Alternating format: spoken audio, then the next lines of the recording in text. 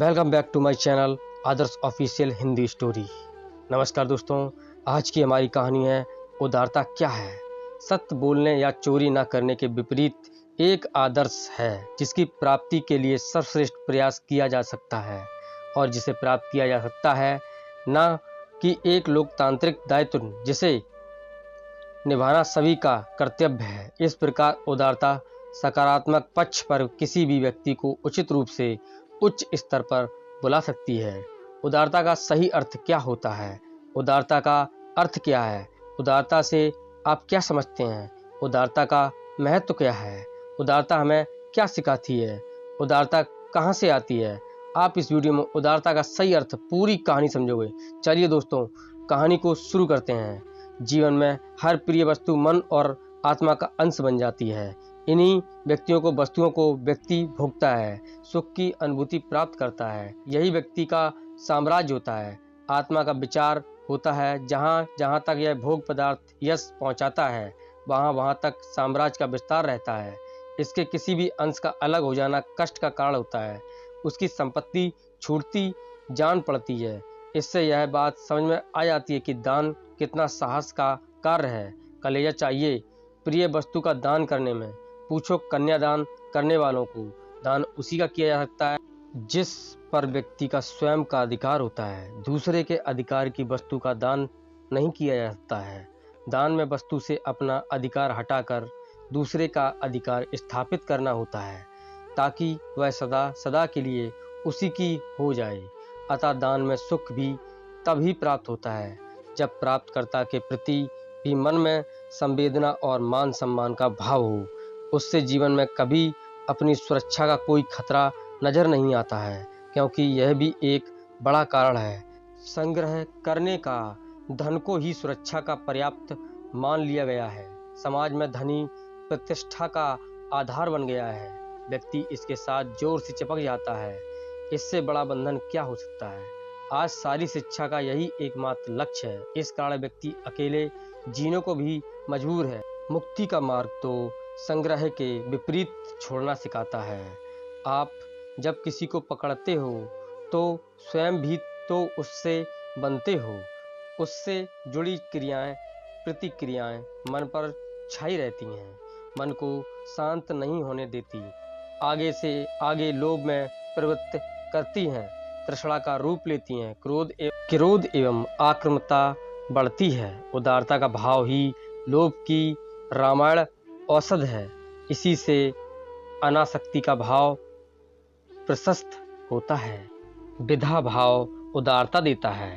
अविधा का प्रभाव संग्रह या परिग्रह की ओर आकर्षित करता है। तृष्णा का कारक बनता है। तम का साम्राज्य है। उदारता सत्वगुण प्रधान है, हल्कापन पैदा करता है। सत्वम लघु प्रकाशकम, अतः मन को निर्मल भी करता है। प्राप्त करने वाले के चेहरे पर प्रसन्नता का भाव देखकर प्रसन्न होता है, अपनापन पैदा होता है। जैसे जैसे देने का भाव बढ़ता है, हमारा अपनेपन का भाव विस्तार पाता है। हम एक दूसरे से जुड़ा अनुभव करते हैं, प्रेम जागृत होता है। प्राप्त कर्ताओं की प्रसन्नता हमें प्रेरित करती जाती है, श्रेय भाव बढ़ता जाता है। लक्ष्मी चंचला है, एक जगह टिकती नहीं। इसके 3 रूप हैं, दान, भोग और नाश। भोग के बाद बचे हुए का दान ही नाश से रक्षा करता है। उदारता का भाव और मुक्त हस्तदान के गीतम साहित्य में जितने अच्छे लगते हैं उतने व्यवहार में नहीं लगते। वहाँ तो अच्छी चीज किसी को देने की सोच ही कंठ सूखने लग जाते हैं। राजा का गले से नवलखा हार उतार कर नतर्की को बख्शीश इनाम में देना कहानियों में ही मोहक लगता है। इसका कारण है हमारी अभावग्रस्त मानसिकता। मेरे पास तो देने लायक कुछ भी नहीं है। स्वभाव से व्यक्ति भिखारी जैसा व्यवहार करता जान पड़ता है। तो दूसरी ओर प्रकृति को देखते हैं तो वह कभी कुछ मांगती ही नहीं, ना पेड़ फल मांगता, ना ही नदी पानी पीती। प्रकृति बस देती है, कभी कुछ लेती नहीं।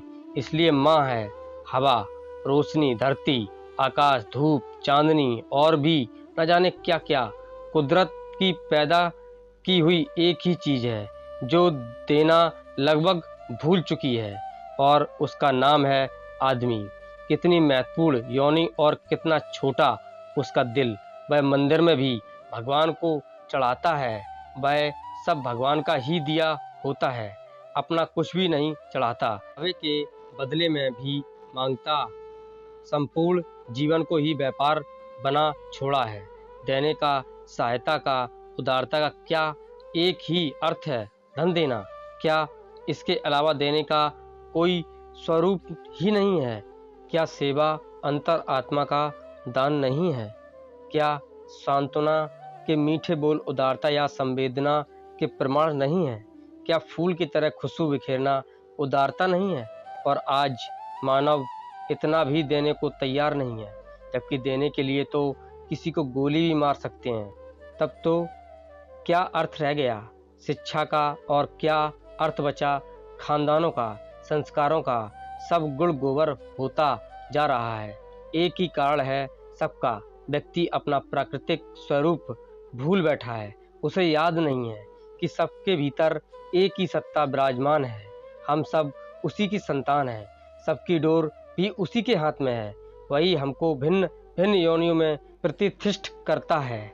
इसलिए हम सब भी एक दूसरे से सूक्ष्म स्तर पर बंधे हुए हैं। हमारी संवेदना और संवेदनहीनता एक दूसरे को निरंतर प्रभावित करते रहते हैं, हमारे स्वरूप को प्रति क्षण बदलते रहते हैं।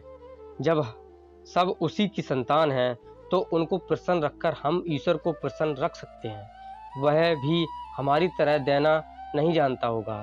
दृष्टि से पर्दा हटने के बाद तस्वीर स्पष्ट हो जाती है। उदारता की मुक्त हृदय की ईश्वर के प्रति कृतज्ञता ज्ञापित करने की यह श्रेष्ठतम विधा है, गुण है। इससे तो सामने वाले की उदारता भी जागृत हो सकती है। उदारता हिसाब किताब करने का धरातल नहीं है, जीवन के प्रति आस्था का भाव है। नेकी कर कुएं में डाल, मानवता के प्रति उत्तरदायित्व का बोध, भीतर सामर्थ्य होने की अनुभूति, संकोचन के स्थान पर विस्तार का भाव पैदा होता है। साथ मिलकर जीने का सुरक्षा का भाव जीवन में सुख प्रदान करता है।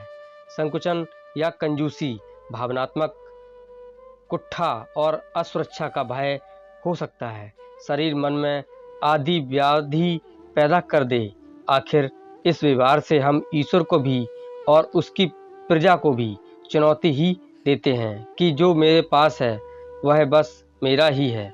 मेरे लिए ही व्यक्ति का कर्ता भाव ईश्वर से टकराता रहता है, हारता जाता है, दुखी परिस्थितियों से बाहर नहीं आ पाता।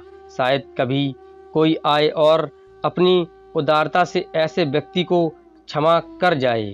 दोस्तों, ये थी उदारता की कहानी को समझाने का प्रयास किया है। तो चलिए दोस्तों, चैनल को सब्सक्राइब कर लीजिए। नई नई कहानियों के अपडेट कहाँ मिलेंगे?